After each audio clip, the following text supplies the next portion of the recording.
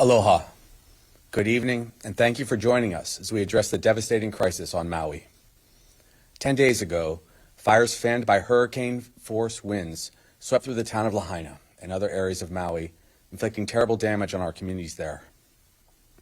Our hearts go out to the victims of the disaster and their families as we come together to support the people of Maui. More than 200 years ago, King Kamehameha I unified our islands and made Lahaina the capital of the Hawaiian Kingdom.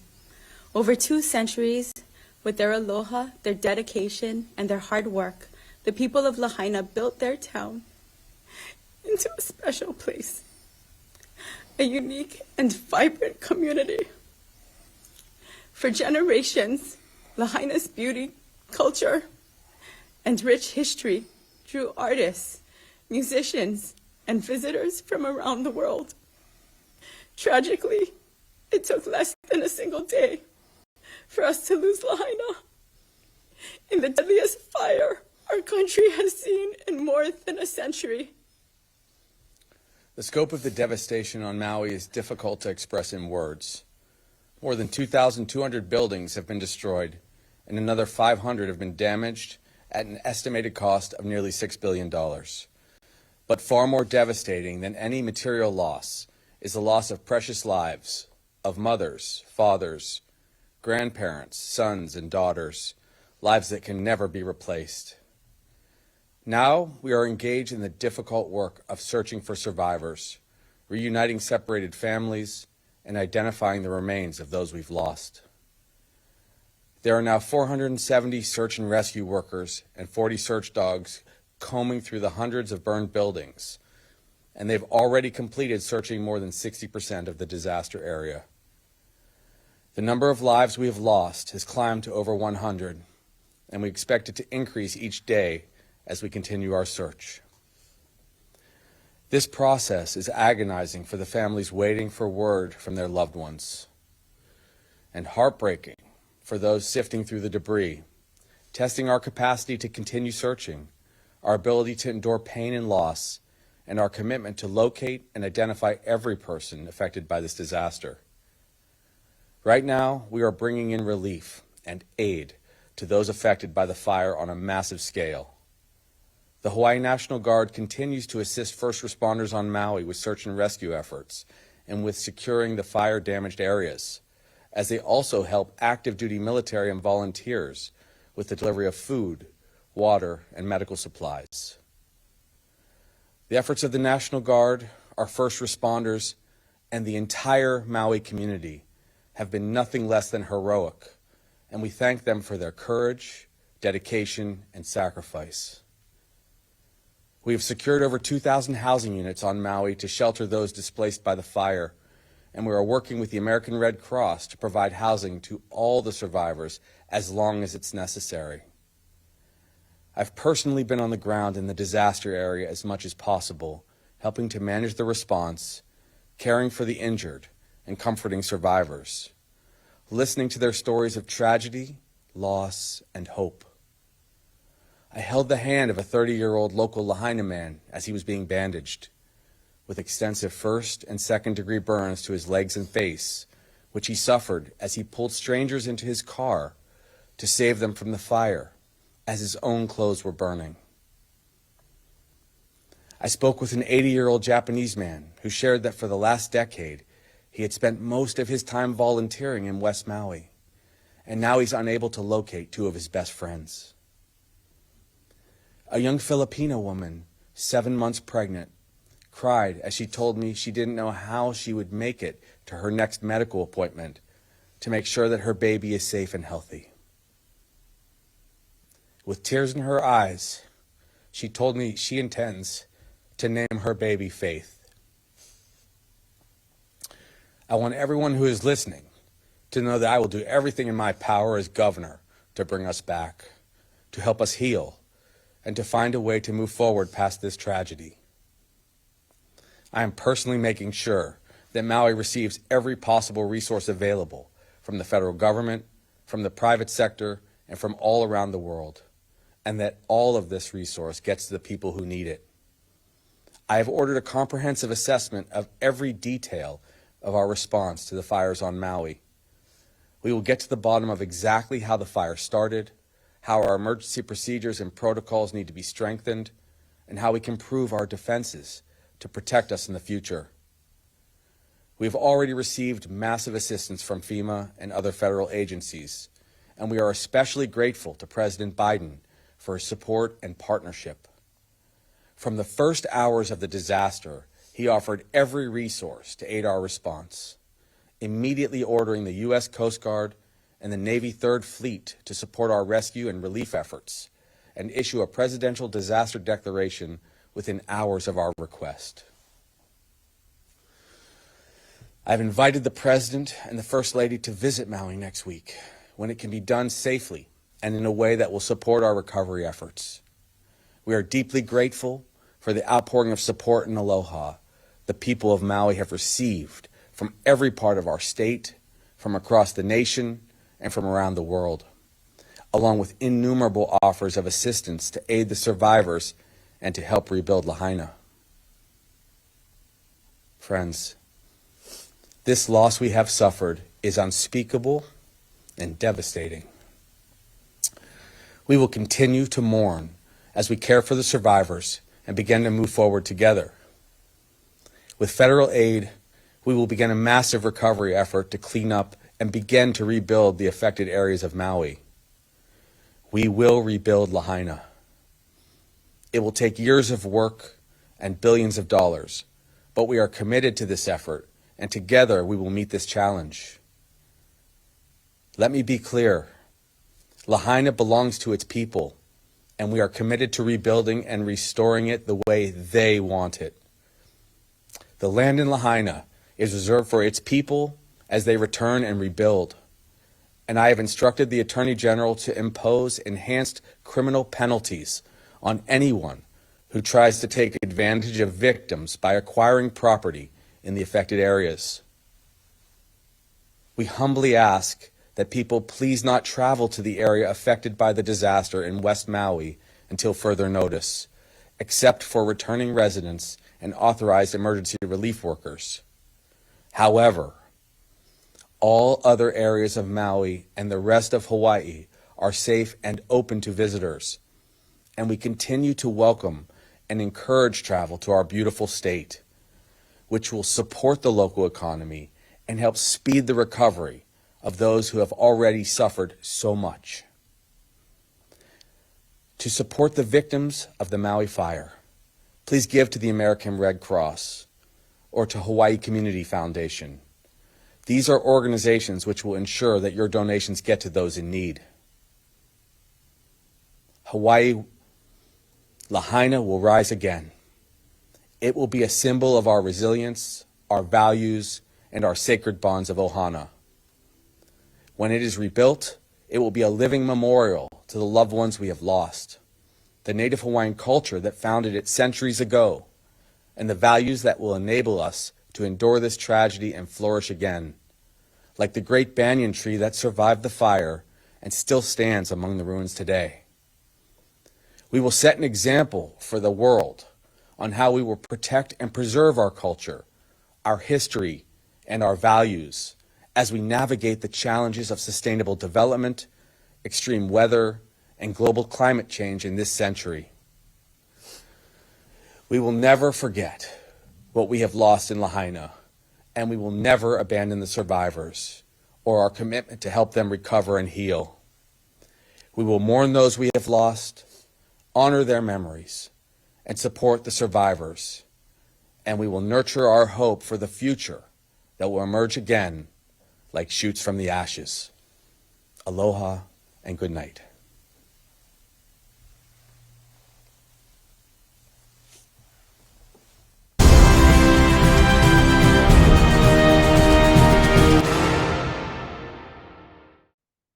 Aloha and good day. My name is Jürgen Steinmetz. We're back here in Honolulu, Hawaii.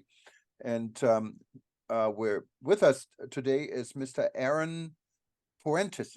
I don't know if I pronounced this correctly. That's and correct. He's actually locally here in Hawaii. I understand you are currently in Maui or Honolulu? I'm currently in Hawaii. I mean, Oahu, excuse me. Yeah, Honolulu. he's here on Oahu. That's where we are. Oahu is not what many people think the main or the big island. Oahu is where Honolulu is, our capital, and where everything is really happening here in the state. And we invited Aaron to talk to us a little bit about the involvement his company and he has in Maui. And it's, of course, Maui is a terrible situation for our state, for our livelihood, and also for the travel and tourism industry. And Aaron is, from what I understand, involved in restoration, and might be a little bit early about talking restoring Lahaina. But then again, it's an important discussion, taking into consideration Lahaina is one of our most unique tourism towns in Maui, with a lot of history, and so it has a lot of value, also not only emotional value but also value in the industry. So if we would discuss restoration of such a city, I think it's going to be quite a unique approach. But Aaron, maybe you can tell us first a little bit who you are and who you represent and what you guys are doing. Yes, so my name is Aaron Poentis. I am employed by a company called First Onsite Property Restoration. We're a North American, having offices in Canada and the United States, as well as Hawaii. We have 3 offices in the state of Hawaii, one on Kauai, one on Oahu, and one on Maui. And so our business is largely 24/7, 365 days emergency response activities. And typically, it's on the smaller scale, maybe a commercial property or multifamily, and even residences where, you have an incident, whether it be storm damage, water damage, or fire.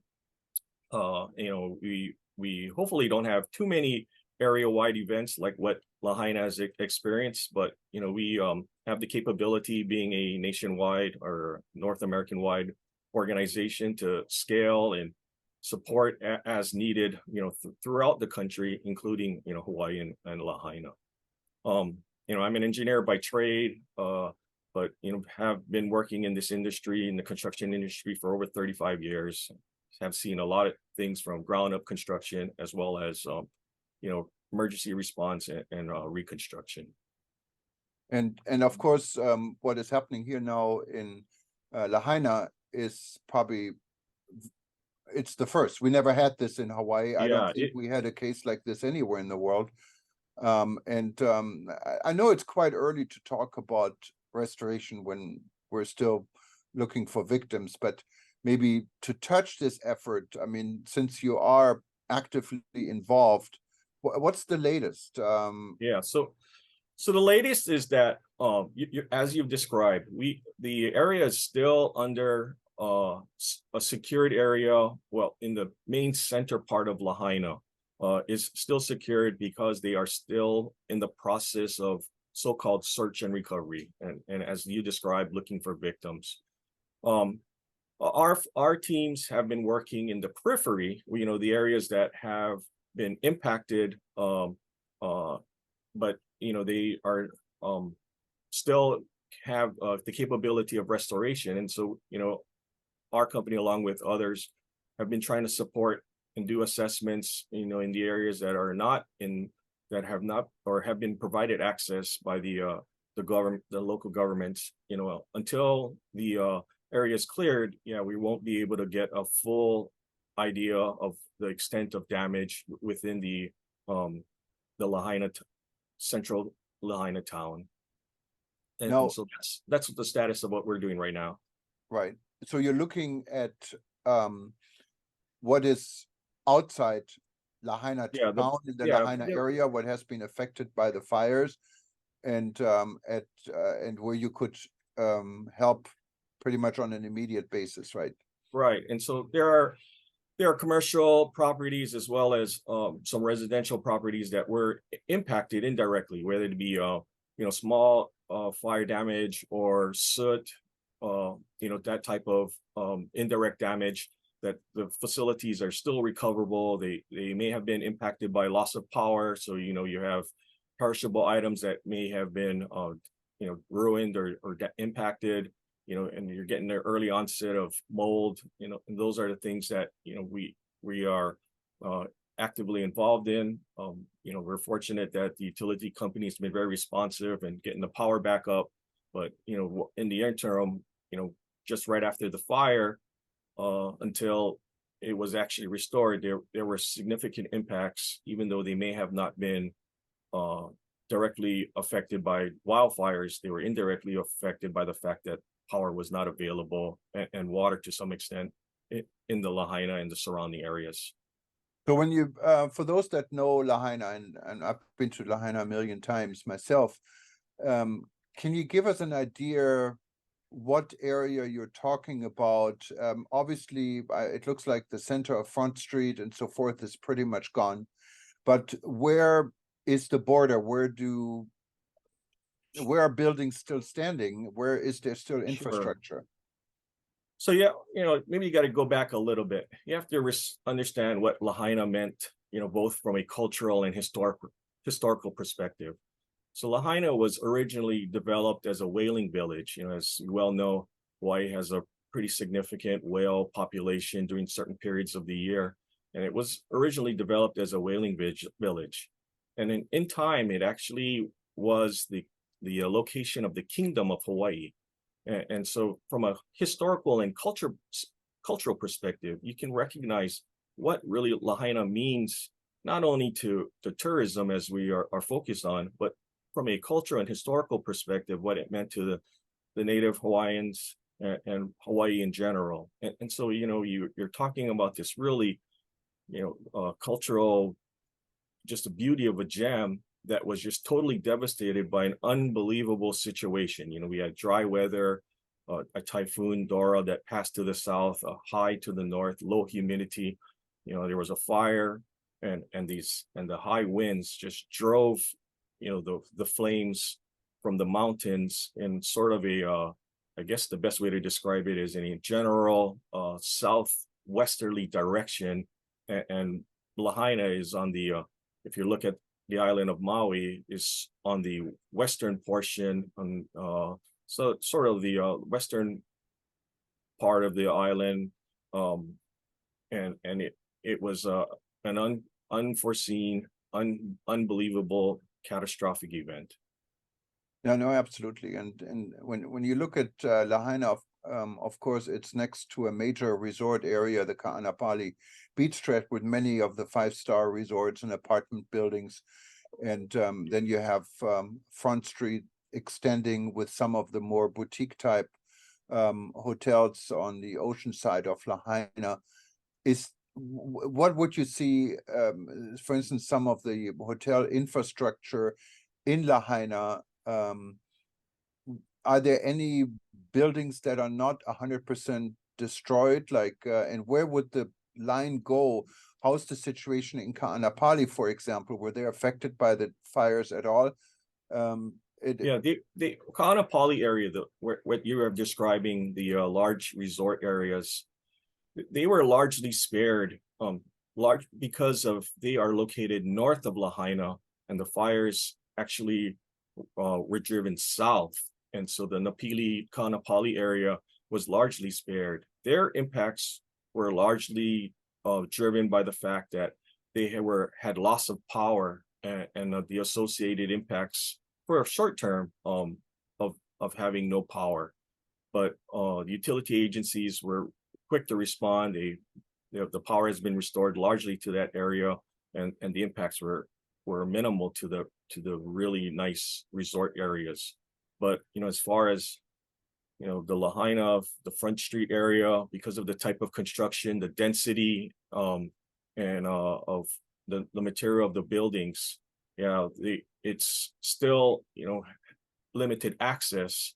But the reports that we have been getting is all of the major facilities, the historical structures, all of the old pioneer hotels and so forth, they have been largely destroyed. It's really terrible, and I'm sure you're staying on top of the situation.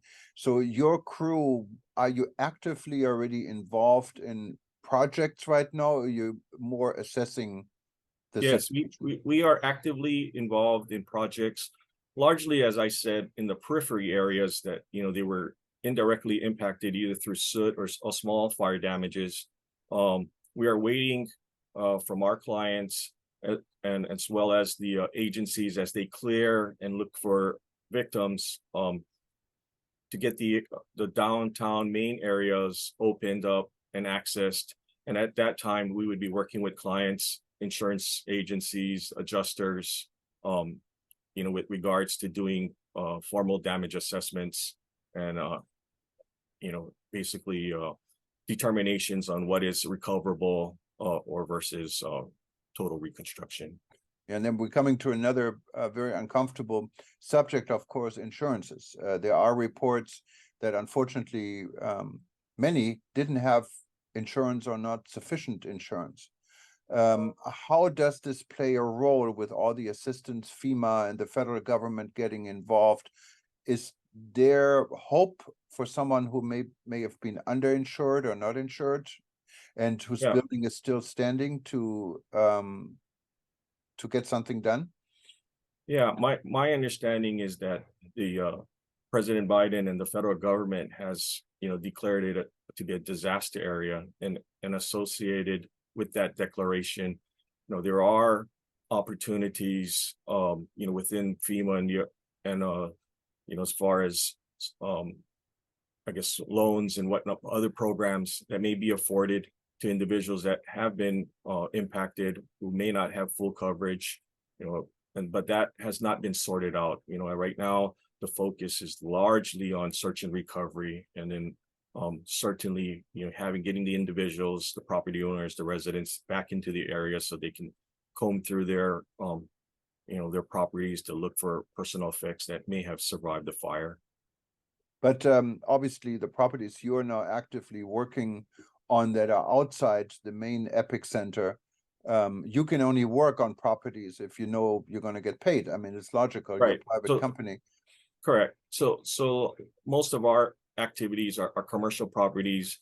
They are working with their adjusters. Maybe some of them, depending on the scale and scope, are taking the financial burden in-house on their own. Just all depends on each individual situation.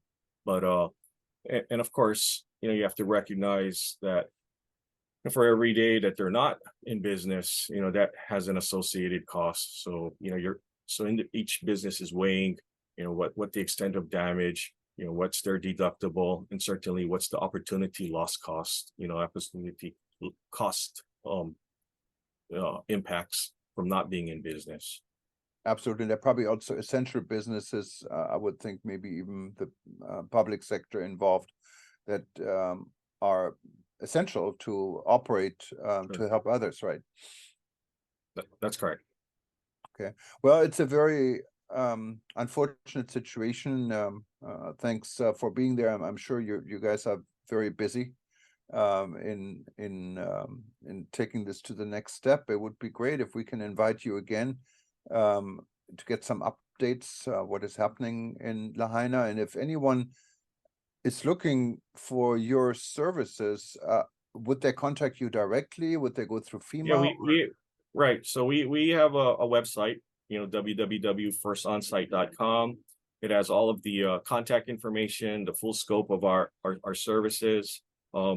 Certainly we work with all of the insurance agencies and as well as the adjusters that help people get back into recovery. And our whole purpose is really trying to get people back to pre-existing conditions. It's a terrible tragedy, and we are all in and trying to get people back to where they were before the storm. Aaron, before we let you go, and I know it's a little bit early to talk about it, but once the recovery work is done, and you already mentioned the historic history and value of Lahaina. How would a discussion start how to rebuild Lahaina? Or should it not be rebuilt? Or what do you have any indication on this? Yeah, that is a really, really good question. As I had mentioned, the historical and cultural importance of Lahaina. And so I'm certain that there will be lots of interest, whether it be the State Historic Preservation Division or even the non-government organizations like the Historic Hawaii Foundation or the National Trust for Historic Preservation. They will likely have input or will want input in how Lahaina is to be rebuilt. There's going to be tremendous pressure to rebuild Lahaina to what it was, to keep the semblance of what Lahaina was as a whaling village, the Kingdom of Hawaii, and certainly, given the initial reports where you have this total destruction, I think the government and the municipal, whether it be state, maybe not so much federal, but and local municipal governments is going to have to come up with some sort of holistic development plan on how they intend to rebuild, Lahaina and the surrounding areas, because you sort of want to retain that sense of place of what Lahaina meant to Hawaii and its cultural significance. So I think before the rebuild process, there's going to be a lot of negotiation and planning on what the infrastructure and the rebuild would look like. And naturally, you're going to build it to current code with current style of materials, but the design and the concept and it should represent the historical significance of what Lahaina represented in the past. And there have been discussions out about land ownership and organizations or individuals, especially from other regions, other countries, wanted to invest in Lahaina, and there is a fear of having to sell properties because of the financial situation some of the owners are in because of the fire. And I think Governor Green has put a stop to it temporarily. Well, what do you know about this? Yeah, so my understanding is, and I have to admit, I don't have complete visibility, but my understanding is that Governor Green has come out and indicated that, he's fearful of predatory land grabbing, or, for lack of a better word, just opportunistic situations of taking what he calls advantages of people that have been impacted significantly. And so I think what he had indicated, and it makes sense, and what I made reference to earlier is that if people attempt to, or other external entities attempt to use predatory practices to capture land, or I shouldn't say capture land, but purchase lands from people who have been impacted, the governor has indicated that he would hold up any development or approvals for redevelopment, until he was satisfied that it was an appropriate and fair purchase. Now, my last question is, since we're seeing global, and there's been a lot of interest, of course, in this terrible story, if any experts, people who have knowledge about whether it's restoration, maintaining cultural sites, or whatever it might be, in the world, are trying to assist or help in this situation or share their expertise, who should they reach out to? I think there's going to be a lot of opportunities. So, as you mentioned right now, we're in the search and recovery. And so, I think the first phase is going to be, any kind of expertise related to, I guess, victim recovery. And then at some point, the next tier of support is going to be material and debris removal, because that material that is remaining, it's likely, and I can't say without testing results, but it's likely to have, it's going to be toxic, and just because of, you had this fire, whether it be lead and asbestos, which is typically found in building materials, to, carcinogenic chemicals like dioxin that were probably the resultant of, burning plastics and electronics and things like that. So the next tier is going to be just experts in managing waste, as far as, aggregating it, collecting it, and then, the proper disposal, which, probably can be a debate whether the island of Maui can handle that kind of waste, or if it has to be moved off island or even out of state. It just all depends on the characteristics of that waste material. And then I think after that, you have this long process, as I had mentioned, about the planning effort for that special district and how the rebuild is going to be. And then lastly, you're going to get all of the design professionals who have experience with traditional Hawaiian designs. If the decision is to rebuild Lahaina to a sense of place of what it was historically, all of those cultural practitioners and so forth, and those experts are going to be called upon to support that. As far as your question of where to go, I think the initial part is just working through the municipal government, and at some point, as the reconstruction begins, then each of the recon or the reconstruction companies, as far as they are when they start building, will, as part of the permitting and design approval process, will likely have to have some sort of historical architect or cultural practitioner to ensure that the rebuild is done consistent with what Lahaina represented, historically and culturally. Well, mahalo. Thank you very much, Aaron, for being on our breaking news show today. And those that are listening to this right now, if you stay tuned a little bit, we'll repeat this.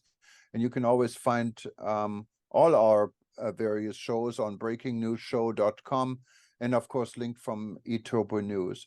Any of those that are listening and watching and have something to possibly contribute or wanted to do something, feel free to click on contact, and we will do our best to forward it to some appropriate channels, of course, without being able to recommend one over the other. But whatever we can do here from eTurbo News to spread the message or help anything in this situation, we're here. And again, Aaron, please stay in touch, and mahalo for being a guest, and all the best. All the best. Thank you very much. Appreciate it. All right. Thank you. Bye-bye. Bye-bye.